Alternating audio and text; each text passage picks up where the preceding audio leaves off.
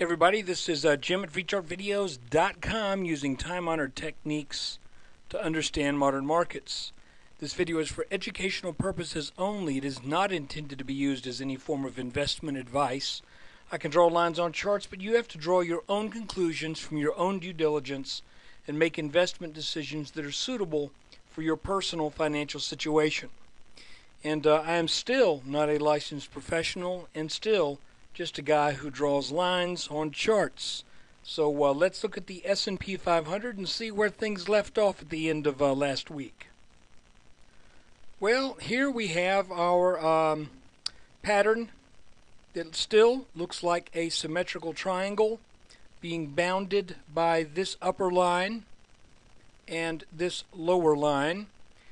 As triangles develop, you often have to kind of come back and say, okay, well, we had this line here and kind of failed to get down there. By the way, as luck would have it, and this is pretty typical over what's been going on for me the past couple of weeks, I had a buy-in for roughly, 1133 or something in the S&P, and I had a meeting in the morning, and I just left my market order in, and it got missed by just a point and a half or something. So I am kind of massaging this line a little bit to here. So instead of saying that this failed to meet the line, what I'm going to say is this dipped below it a little bit. So I'm kind of splitting the difference if you can see what I'm talking about here. Additionally, we had this touch, then we had down to the bottom, then we had up here, then we had back down here, now back up. The question is, what's going to happen on Monday? And frankly, I cannot tell you. If the pattern keeps working, Monday could start up a little bit, and then it'll sell off. However, we have already had, 1, 2, 3, 4, 5. If this is going to be a reversal pattern that's going to take us up, then I would kind of, it could do it. It could do it at this point.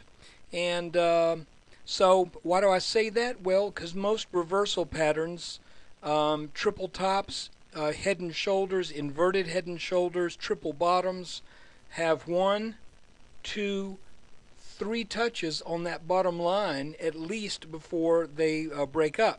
Now you do have double bottoms, but too late for that. So really double bottoms really usually happen at a major bottom to where you have a 5-year bear market in a particular stock. It makes a bottom, then it rallies, then it makes another bottom, then it takes off. We don't have that here because this is really kind of an intermediate place where the markets are right now. And again, my hunch is just having seen a lot of charts and having read about these patterns, symmetrical triangles about 2 times out of 3 will result in a continuation of the move that led to their formation. So what that means is 2 times out of 3, when you have heavy selling that leads to a symmetrical triangle, 2 times out of 3, that triangle will break to the downside and there will be more selling.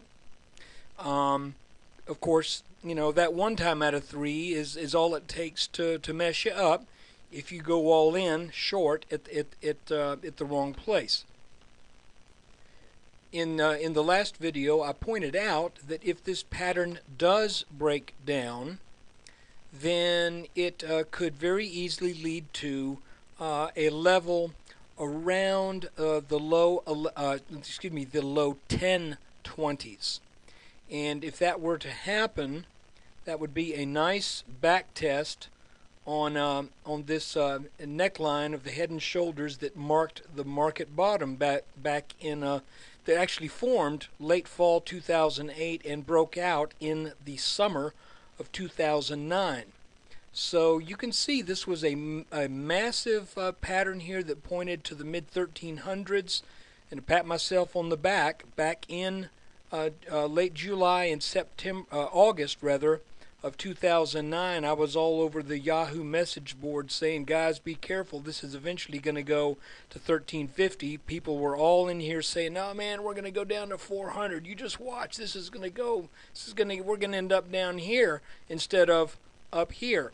But the fact that this was a bottom pattern and an inverse head and shoulders, a typical bottom pattern that pans out roughly 4 times out of 5 easily, then there you go. We made that 1350. Now we got a head and shoulders top. It points to roughly 1150, but because of support here having never been tested on this little inverse head and shoulders, I thought all along that if that breaks down, that we would get down and test at least 1123, which we did. Now the question is this going to go up or down? And that's what we're waiting for right now. We're waiting to see if this goes up or down.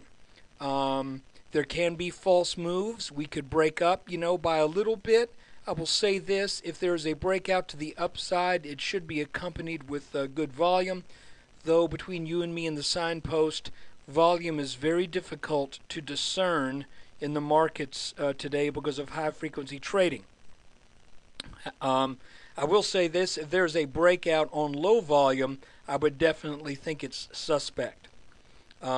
Strangely enough, breakouts to the downside may not be on high volume until you get under the previous low, which would be if we were to break out underneath this blue line in the next few days, and let's say we get down to 1125 by midweek, and you're going, well, this really isn't panic volume. Well, the panic volume probably wouldn't start until we break these previously set levels around 1120. Then I think it would accelerate. But anyway, that's all we got to go on right now. We're looking at this pattern when I'm pretty comfortable that this is what's going on. And as I mentioned, in a John McGee's book, in Edwards and McGee's Technical Analysis of Stock Trends, they mention that after panic selling, after a topping pattern, it is not unusual at all to see the formation of a symmetrical triangle. If we go back to the 2-day chart and stretch this out a little bit, you can even see that after this big swift down move right here, let me get my tool working,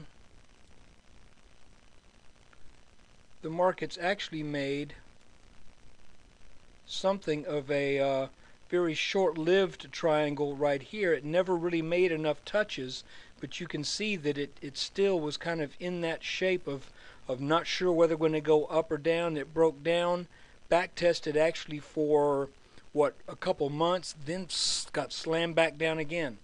So all we can do at this point, watch this pattern and be prepared to act on what we see as it develops.